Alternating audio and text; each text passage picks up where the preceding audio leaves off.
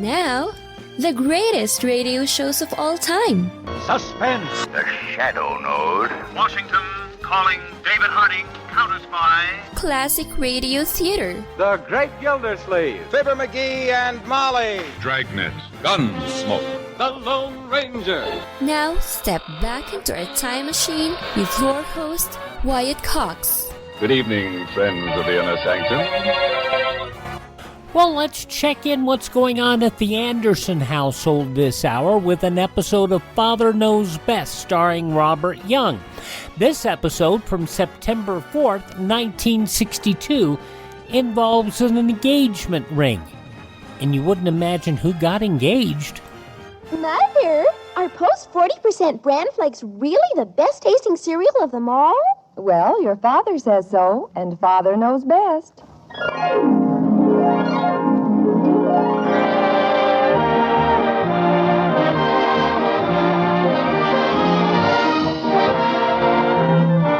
Yes, it's Father Knows Best, transcribed in Hollywood, starring Robert Young as father. A half-hour visit with your neighbors, the Andersons. Brought to you by America's largest-selling bran flakes, Post 40% bran flakes. And by Instant Postum, the good-tasting drink that's entirely caffeine-free.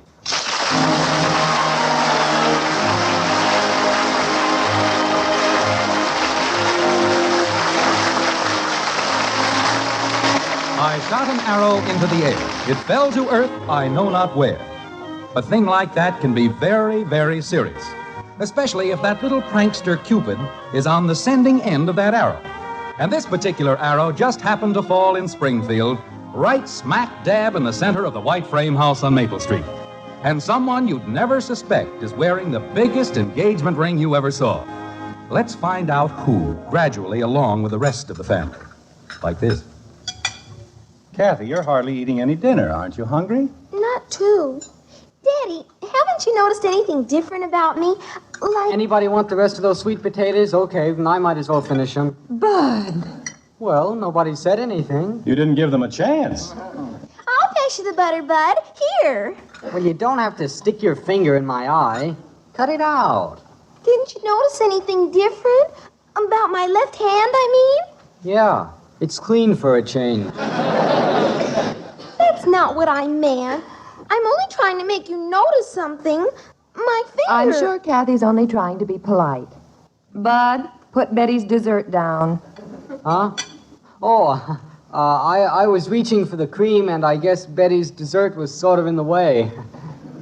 You see, Margaret, Bud has a slight impediment in his reach.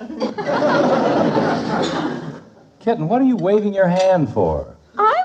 I sincerely hope that if and when Ralph and I are married, conduct will be a little more dignified around this dinner table. And I sincerely hope that if and when you and Ralph are married, Ralph will have a dinner table of his own. Father. Betty, are you really engaged to Ralph? When she's not engaged to Glenn Rogers, she is. Bud. Are you really, Betty? I'll bet you haven't got a ring like this one. If it's anybody's business, Ralph feels that we should wait until we are mentally adjusted to each other. Words, words, words. Pass me the cream, please. Bud, you might pay attention to some words, other than please pass, what's for dessert, and Mom, I'm hungry. Ralph believes that before two people make a domestic contract, there should be a complete meeting of the minds. Sure, they ought to have their heads bumped together. Mother, a person can't say one intelligent word around this house. All he thinks of is his stomach. You gotta eat so you can think. You think so you can eat. That's life. Pass the cream. You want my dessert, Bud? I'm not too hungry. You sure you don't want it? Okay, hand it over. There sits a young man of quick decisions. Ow! Kathy, why do you have to stick your finger in my eye every time you pass something? I've only been trying to lead up to something, but it seems like the only thing people want to talk about is Bud's stomach. Well, Kitten, I'm sorry, really. It seems like everything gravitates toward Bud's stomach. Let me see that left hand of yours. Well, look at that sparkler, will you? I'm engaged. Well, isn't anybody going to say anything? In case I get hungry later, are there any cold beans in the icebox?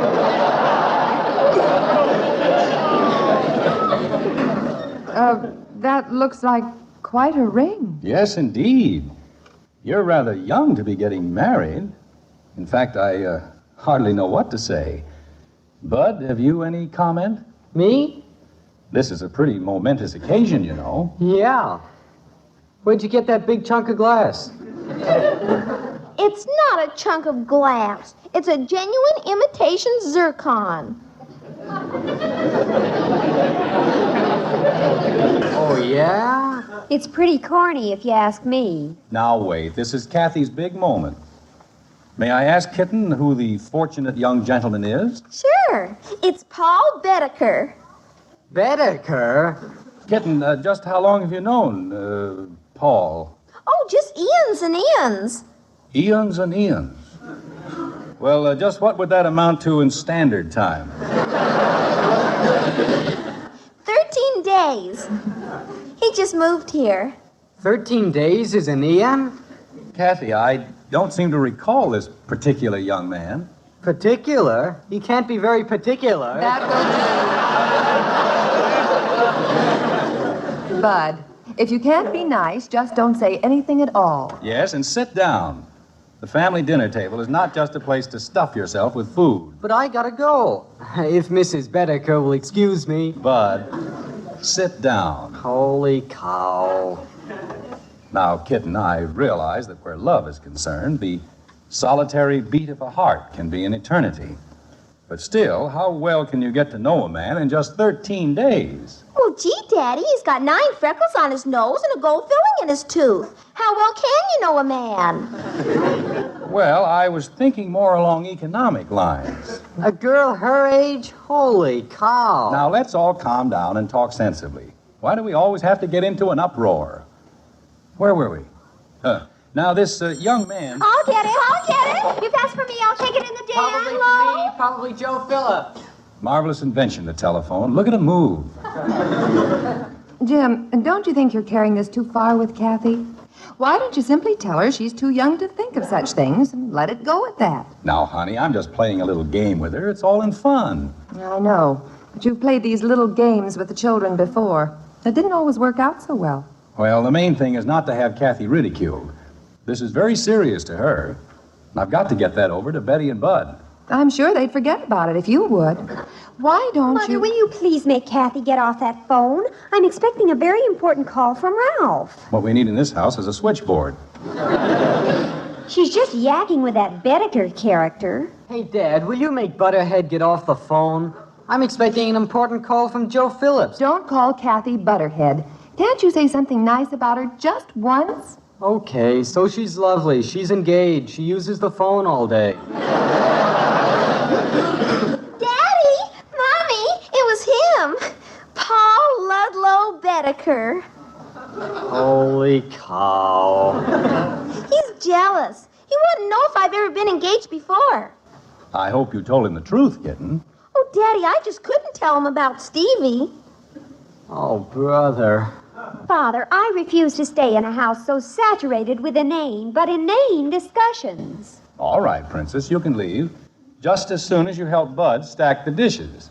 Betty, you aren't just mad because I've got a ring and you haven't, are you? Why don't you turn green? She won't have to wait long. That phony ring is turning her finger green.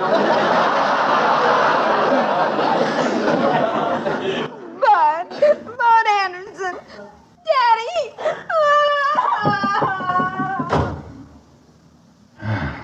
Go apologize to Kathy.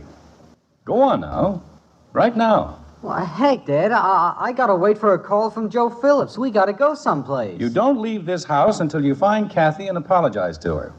Go on. Holy cow. Girls, trouble, trouble, trouble. I'll get it. I'm right here. Hello? Oh, hello, Joe. Where you at?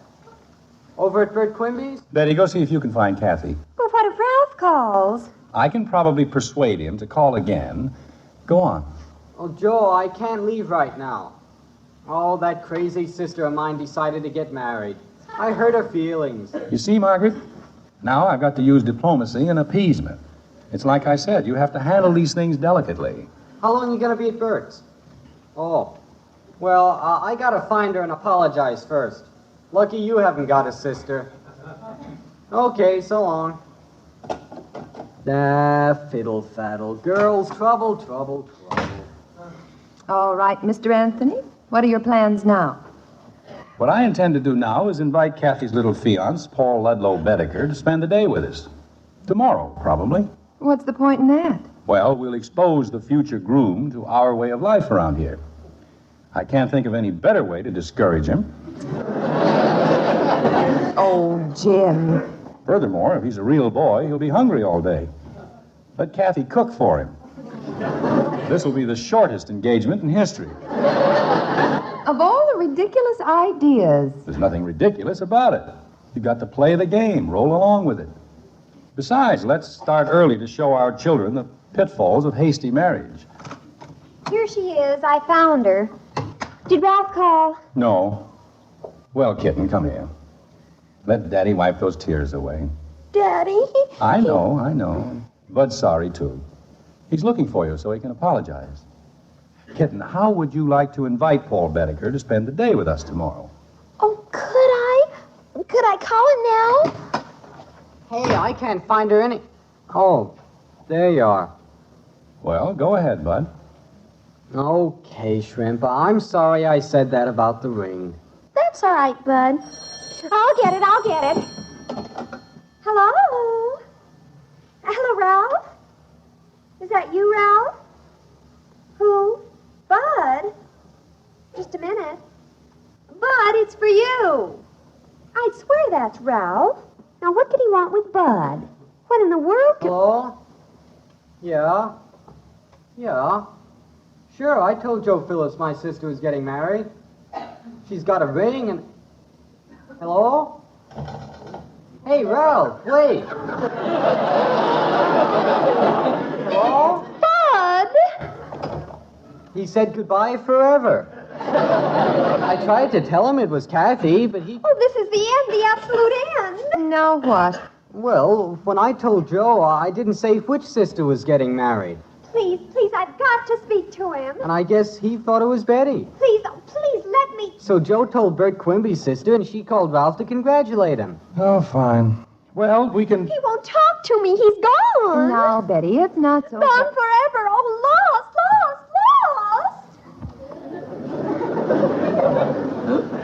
Well, Jim, dear, I'm glad you enjoy little games. It looks like you're going to play a double header.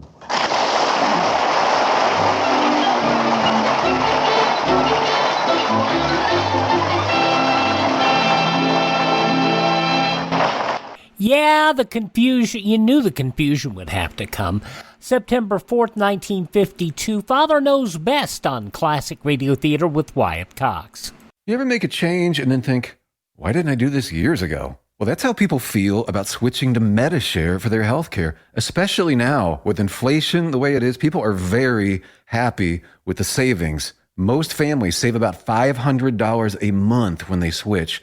It's a huge help when prices are going up so fast in so many other areas. And Medishare's customer satisfaction rate is double that of health insurance. It's just a different experience, and people really like that. Medishare is an alternative to health insurance. It's a community of Christians who share each other's healthcare bills, and it's been going strong for over 25 years. It really is the gold standard, the most trusted name in healthcare sharing. Find out why people love it, find out why they rave about the customer service, and find out how good it feels to save some money right now. They're super easy to talk to. Here's the number, 833-34-BIBLE. That's 833-34-BIBLE, 833-34-BIBLE. So let's see if I've got this right. Kitten is engaged, and Betty has her boyfriend Ralph mad because he thinks she got engaged. What a mess. But then that's typical for the Anderson household. Father Knows Best, September 4th, 1952 on Classic Radio Theater with Wyatt Cox.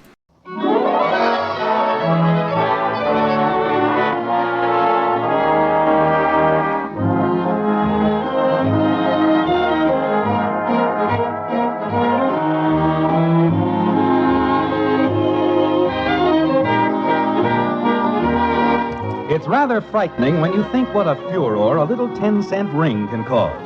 As far as the future Mr. and Mrs. Paul Ludlow Bedecker are concerned, things are working out fine. But on the other hand, love has dealt Betty Anderson a cruel blow. At any rate, on this new day in the Anderson home, things are moving along like this. Jim? Where are you, Jim? I'm in the den. Oh, hiding out. Margaret, I am not hiding out. Well, you should be. You and your plan. I thought that little boy was supposed to get sick of Kathy's cooking. Just give him time. He can't stand much of it. Can't stand much of it. He's working on his 7th hamburger in 4 hours. Oh. Well, maybe you'd better send Kathy in here for a moment. I can't. He's just sent her to the store for more hamburger. Got her trained already, huh? Well, don't worry. Jim, I'm not worried about Kathy. It's Betty I'm worried about. She's desperate. Ralph has just disappeared from the face of the earth. Smart boy. I mean, he's just letting Betty stew a little. She's called all the hospitals. They hate her at the Missing Persons Bureau. Now she wants to drag the lake. Well, it's okay with me, just as long as she doesn't drag it in here. Oh, stop being silly. I'm sorry, honey, but Betty's problem isn't my fault. If you will refresh your memory... I know, dear, but you insisted on going along with Kathy's whim. The least you can do is humor Betty a little, too. Will you at least sympathize with her? Of course I will. I didn't realize she was taking it so seriously. Where is she now? She's on the phone. She's practically got the whole town looking for Ralph. Right now, she's talking to Glenn Rogers. Oh. Oh, she didn't call him. Glenn called her. He's offered to drive her around to look for Ralph. Mother? Yes, Betty? Could you come here a minute? Yes, dear. Jim, please try to do something. Mother? Yes, dear, I'm coming. Will you, dear? Sure. And send little Paul in here, will you? I haven't even had a talk with my prospective son-in-law yet. And it's about time, I think. Hey, Dad! Hi, Mom. Where's Dad at? Hey, Dad, where are you at? I'm at the den. Oh, hey, Dad. I'm here. Where have you been at? Joe and I have been trying to find out where Ralph is. We went everywhere. He wasn't there.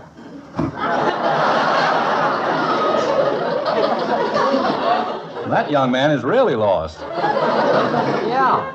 Hey, Dad, did you hear about Glenn Rogers? Did I hear what about Glenn Rogers? His cousin is here. No kidding. He's got one of those little English cars. It's keen. Say, I just got an idea. If your idea has anything to do with buying one of those overgrown scooters, the answer is no. But gee, Dad. And excuse me, Jim, but Master Paul Ludlow Bedecker sends his compliments, and will you please step into the kitchen? Sure. Wait a minute. I thought I asked him to come to me. He's busy cooking waffles. Waffles? Mm-hmm. He wants everything ready so when Kathy comes back with more hamburger, they won't lose any time making waffle burgers. Oh, now, wait a minute. No, dear, you have to go along with them, remember? Now run along. I'll stay here and call Ralph's mother again. Maybe she's heard something. I'll come with you, Dad. Waffle burgers, huh? Never mind, Bud. I want to talk to this young fellow alone. Oh, I thought maybe if there was an extra waffle burger or two. Just stay away from the kitchen. Oh, you don't mind if I just stand outside the door and smell them, do you? I don't care where you stand, just don't come in here. Well, Paul, my boy. Hi. How are you getting along? Okay. Well, I thought by this time you'd be a little tired of Kathy's cooking. She doesn't fry the best hamburger in the world, you know. I know, but I showed her how. Oh. As a matter of fact, Paul, I wanted to have a little serious talk with you. Okay. Sit down. Well, thank you.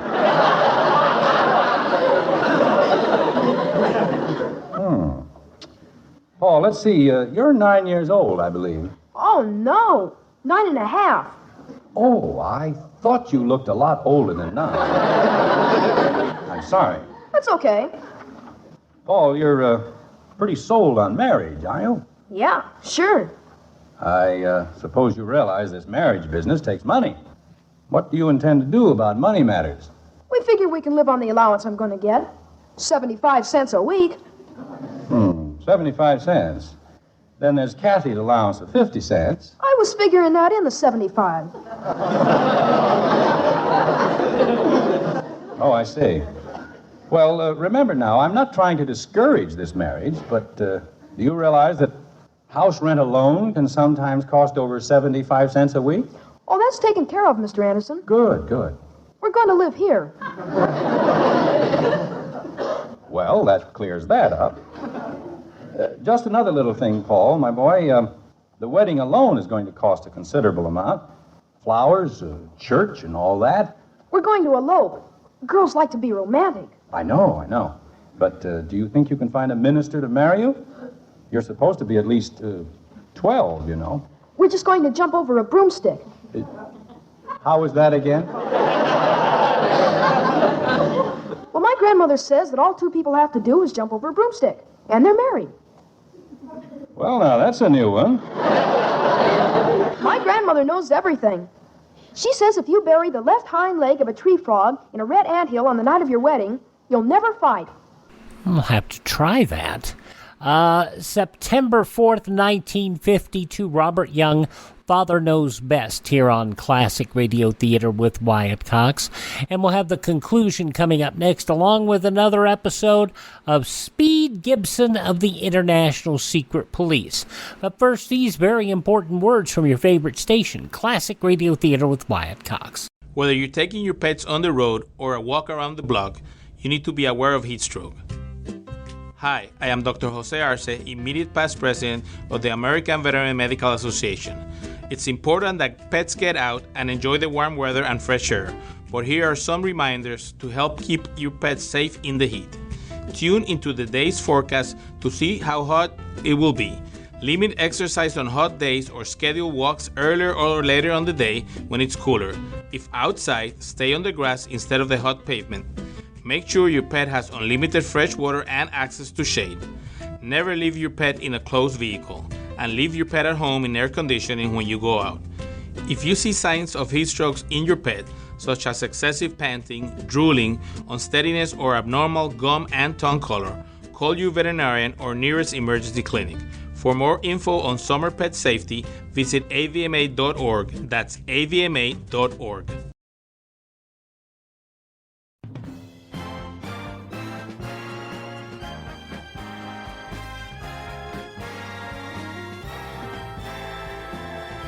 Now on Classic Radio Theater with Wyatt Cox, the conclusion of Father Knows Best and little Kathy's engagement ring, September 4th, 1952. Your grandmother said that? Yes, sir. Your grandmother must be a very remarkable woman. All our family is. I can see that. Oh, hi, Daddy. I got the hamburger, Paul. Okay, there's the waffles.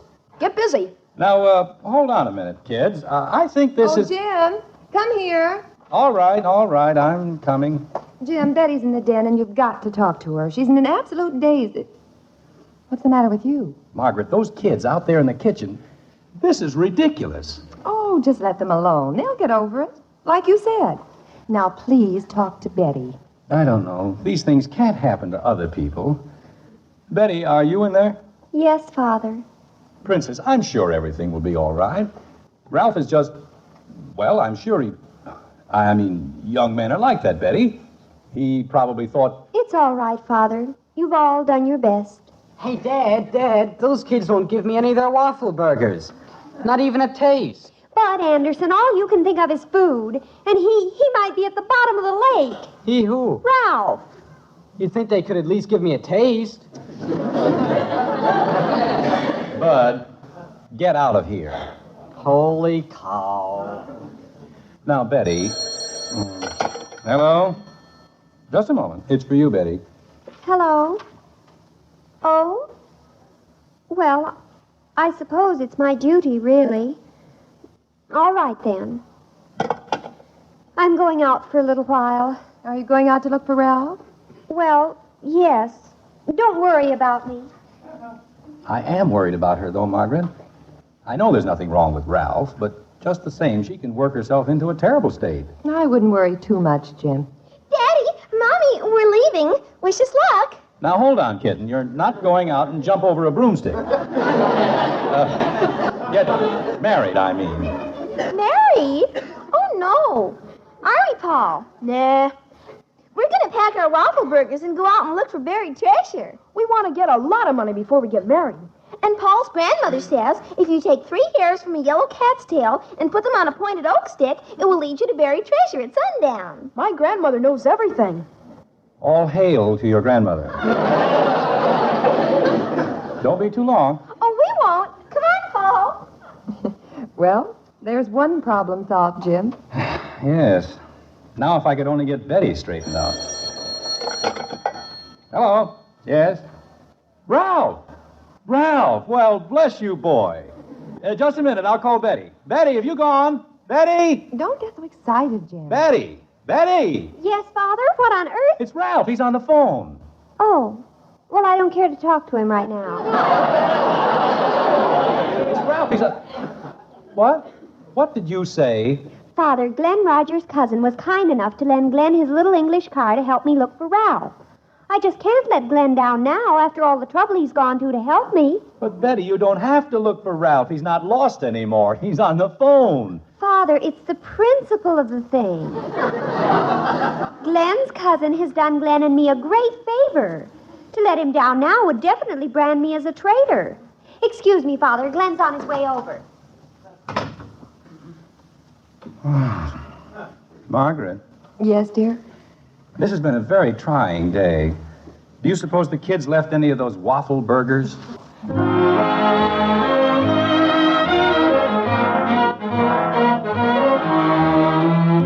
It's been a rugged 24 hours for Jim Anderson, with 2 daughters in a romantic uproar at the same time. But thanks to Jim's understanding in applied psychology, things are back to normal again. Of course, Jim isn't entirely satisfied that there won't be a recurrence of some of the symptoms, like this. Margaret, I refuse to worry about Betty's triangular romance anymore. But I wonder if this thing with Kathy is settled. I'd forget it, Jim. Well, they didn't find any treasure. I just hope that they don't decide to get married without it. Kathy! So what if they do? Just go along with it, dear, and nothing will happen. That's not what worries me. It cost me about $5 for a hamburger. The way he cooks. Did you call me Daddy? Just kidding. Still engaged to Paul, are you? No, not anymore. What happened? Don't you like his looks all of a sudden? Oh, no, it isn't that. He's a fine, strong personality. Oh, yes, I know. Well, now, if it isn't his looks or his personality, what can it be? Well, to tell you the truth, Daddy, I can't stand his cooking.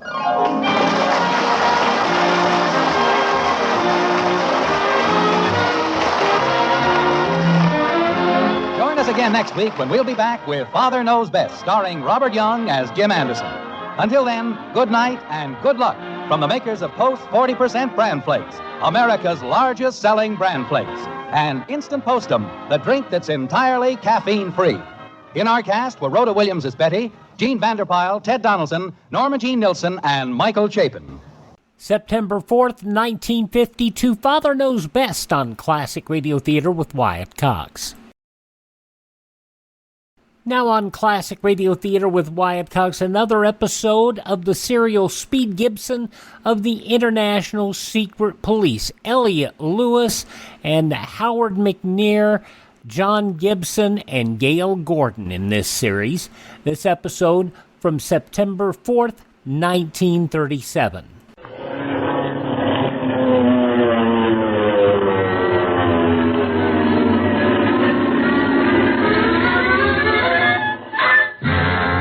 Speed Gibson of the International Secret Police. Ceiling zero, ceiling zero, ceiling zero, ceiling zero, ceiling zero.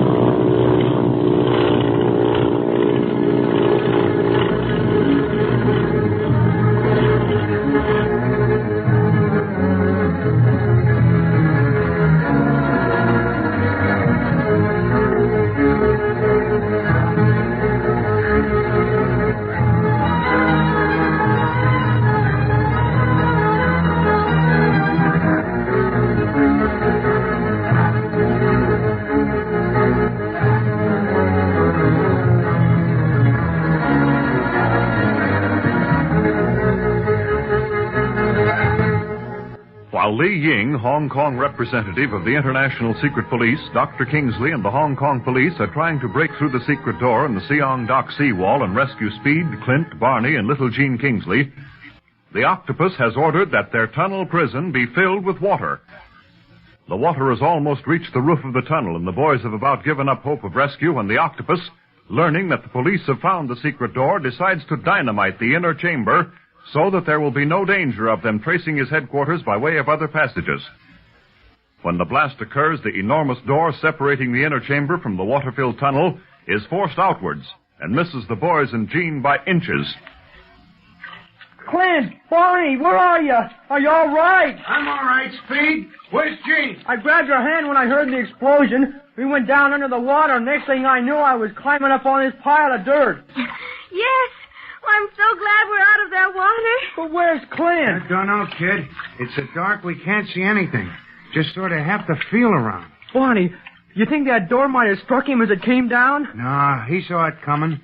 Remember, there was a flash of light on the other side of that door just before she blew. He yelled at me to watch out. Clint! Clint, where are you? Oh, dear. If you could only see something. Barney, we've got to find him. We can't stay here while Clint may be floating somewhere in the tunnel. Now, hold on, Speed. We've just had a mighty narrow escape. Ain't many people who can be so close to a blast of dynamite and still talk afterwards. We can't go walking around in this darkness. We'll all get into trouble. That blast probably sent Clint further down the tunnel than us, that's all. He'll come back all right. Don't worry. We'll just give a shout now and then to give him his direction. Okay. Clint! Clint! We're up here. Where's here? That's what I'd like to know. Near as I can figure out, kid, we're on a ledge of dirt just about where the door was. Boy, that dynamite sure saved us from swallowing a lot of water. The water's getting lower all the time, too. Guess most of it is running into that room that was dynamited. Must have been a big room. You think any more water is coming in? Don't know about that. Oh, God, I wish my flashlight was working so we could look for Clint. Wait a little longer. And if this water keeps going down, maybe we can start looking. Or, I should say, feeling, kid. But right now, there's nothing we can do but sit tight and hope for the best.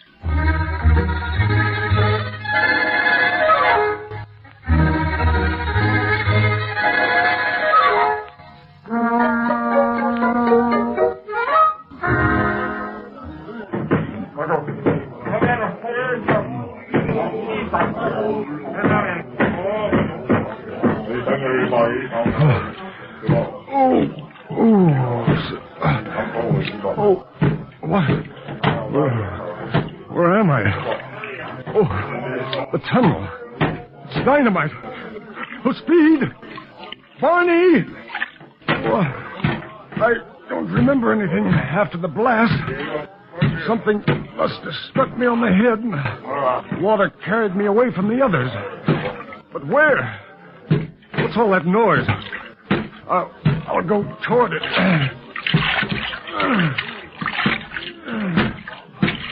Young seawall door. They're breaking it down. It's the rescue party. Stand back, Dr. Kingsley! The water will fill you on your feet! Oh, Ying! Li Ying! Please! That's you! Where are you? Oh, here! In the tunnel! I'm coming out! Please! Is that really you? It's me, all right, Ying. You just came in time. Thank heaven you're safe, Clint. Where's Speed and Barney? They're back in the tunnel. We've got to get to them right away. Jean is with them. Jean? You mean my little girl was in that tunnel with you? It's a long story, but I'll give you the highlights on the way back. Let's get started right away. Of course. You men, bring lanterns and flashlights and follow us. Here is a flashlight for you, Clint. And thanks. Be careful of that jagged wood, Doctor. Oh, I'm over it. Now let's go. I must see if my little girl is safe. I tried to reach you to tell you that she had disappeared, Clint, but you'd already gone back to the Siang Dock. Yes. Now watch your footing, Ying. This mud is slippery as grease from all that water. The water receded very quickly. If the tunnel was full when we were breaking in. And it was full, all right. We were swimming around, bumping our heads against the roof, when the room on the other side of the big door at the end of this tunnel was dynamited. Dynamited? Yes, forced the door open. Guess most of the water ran in there. And I was separated from the others by the blast. The next thing I knew, I was down near the seawall door. Then you don't know if the others survived that dynamite blast. I'm not absolutely sure, Doctor, but I have good reason to think so. You see, it was that room that received the force of the blast, not the tunnel. The octopus wanted to destroy that room for some good reason, probably to hide his tracks. And perhaps passages from that room led directly to his headquarters. In that case, his lair should be near the Siang dock. Possibly, but you can't tell, Ying. Hey, look. Here is where the water was being pumped in, you see? And there's a shortwave set up there, too. The octopus talked to us over it. He knew then that you were coming to the Siang dock to search for the secret passage. Unquestionably. And probably had men planted on the dock itself. We couldn't find a clue to the secret passage on the dock, and then Speed decided to go under the dock and investigate the float and runway. When Barney and I decided to give up the search and went to get Speed, we'd find he'd completely disappeared. But there was an opening in the seawall where there had been none before. A secret door. We entered the tunnel, calling Speed, and the door shut behind us. By the time we'd located Speed and Jean, water was starting coming in. Oh, how horrible. But tell me, how did Jean get down here? Well, she disguised herself as a Chinese boy, slipped out of the house and came down on a rickshaw. Said she was afraid of missing something. You know, I'll have to give that child a good talking to. She can't run around Hong Kong as if it were her backyard. And especially with the secret police. Contact with us while we are working brings her directly under the eye of the octopus. Hey, Ying, does the doctor know about... I am a member of the secret police? Yes, Clint. Under the circumstances, it was necessary to tell him. In fact, the octopus probably knows my true identity, too, since I was openly leading the rescue work. That's too bad. You were accomplishing so much as Li Ying, the tea merchant. Perhaps it isn't as bad as we think. With the police at his very door, the octopus probably withdrew his spies on the dock and sought safer quarters.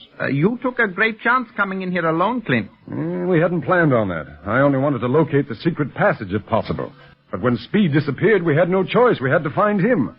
Well, say, by the way, Ying, how did you ever locate the secret door to this tunnel? By the merest chance. The doctor and I came down under the dock because I remembered Speed and Barney's experience under it the night of the flower boat raid. We inspected the seawall and never would have noticed anything unusual about it had the doctor not perceived a strand of false gray hair. False gray hair? What? Why, Barney. That's part of Barney's makeup. Yes. You see, I remembered you telling me he was to appear as an aged coolie. We inspected the seawall more closely, knowing that you all must have been there, and then saw a trickle of water coming from behind the wall, rather high up. Then Ying sent a diver down under the runway, and he discovered the pipes which were carrying the water inside the tunnel. Oh, this octopus is a monster. He must be destroyed. Don't worry, Doctor. In spite of our narrow escape, we were nearer to him than ever before. I believe that we shall run him down, unless he leaves Hong Kong entirely. And then? And then we'll follow him, no matter where he goes. Oh, Ying. Yes, Clint? How many men did you bring with you? Enough, along with the Hong Kong police, to throw a cordon around the whole Siang dock. Then let's continue the search. I was nowhere near the octopus, or he wouldn't have dynamited that room at the end of the tunnel. And once we get Speed, Jean, and the doctor out of here, let's stay on the trail of that rat until we found him. Clint, don't do it.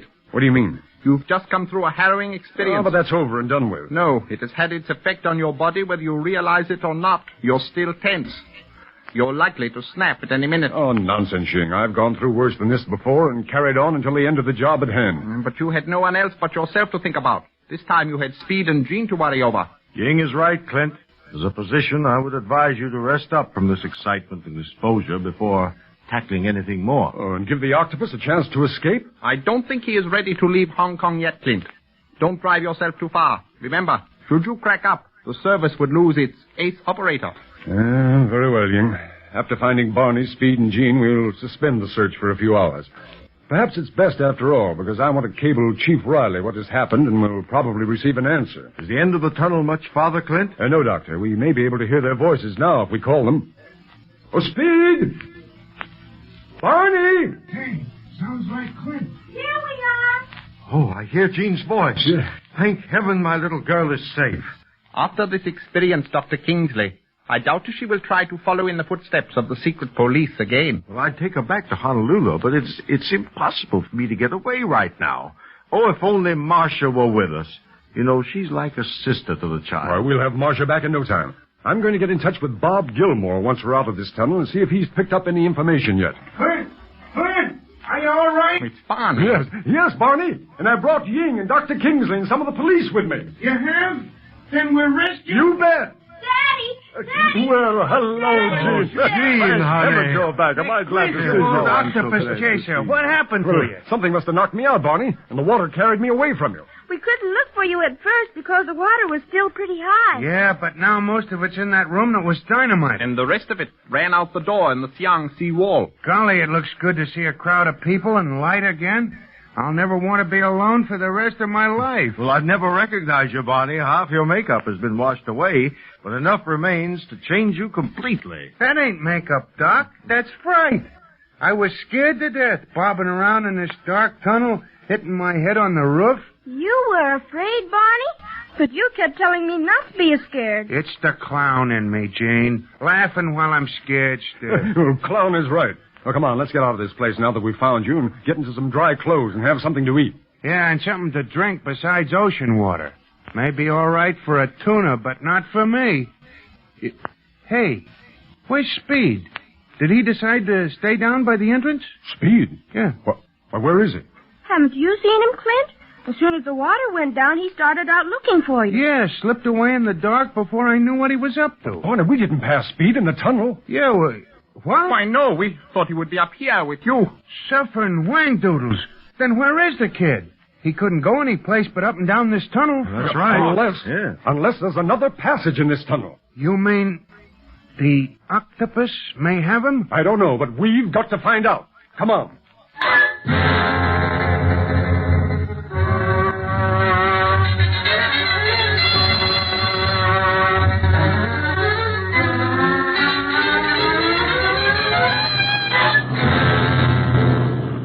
There you go, episode 36 of Speed Gibson of the International Secret Police, September 4th, 1937, here on Classic Radio Theater with Wyatt Cox. Thank you so much for making us a part of your day. Would you thank this radio station and support their advertisers? It is their kindness and courtesy that allows us to be with you each and every time we roll around here on your favorite radio station. Now, if you miss a day, you do not have to miss a single episode of Classic Radio Theater with Wyatt Cox. All of our episodes are available at our webpage, classicradio.stream.